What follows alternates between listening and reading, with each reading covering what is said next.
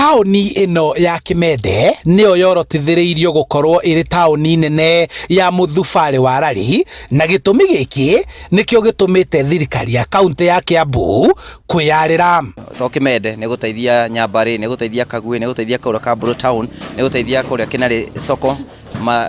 itaoni iria cia mbere iria gukorwo ikuhutio ni municipality.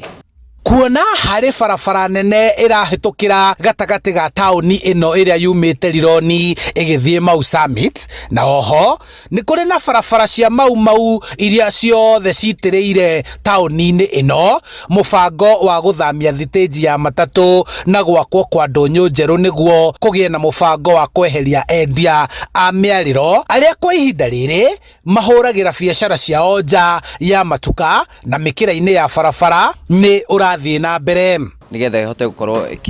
ikioya ahuria biashara aria othe meguku maiganire thiini wa thoko. Na number 2, Kimende no gitumia kire bus park, na nikero no mumorigo kinya wa nyumba icio rona igithie na mbere kuona ati Kimende ni gukorwo major junction kana major town. Aria megwateire migunda ya muingi guku ni mathitwo kumomora miako iria makite, na wona meheria thirikari ihuthire migunda ino kwararamia taoni ino, na niguo kuringana na matanya mao gwakwo wabici njeru cia thirikari ya kaunti, ceceni ya macini cia kuhoria mwaki, hamwe na miako iria ikuhuthirwo ni obitha angi a thirikari nene mawabici ma gutungatira muingi. Maraigire ruhari ruru othe ikorokete nginya kuria Kianda haha uguo nyumba-ini ire haria Kianda ati marenda gwaka thoko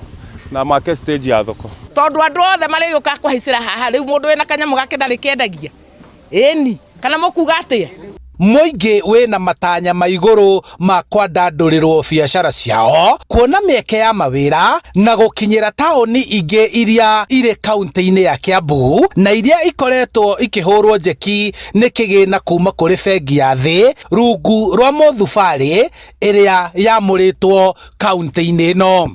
Ithondekwo na drainage ithondekwo na ondu wikagwo na mubango, kuo magithondeka bara ona drainage rorwo wega. Ni hindi turona matunda ma municipality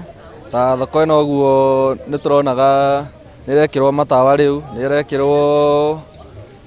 ni turekirirwo nginya bara njega riu, na nginya uguo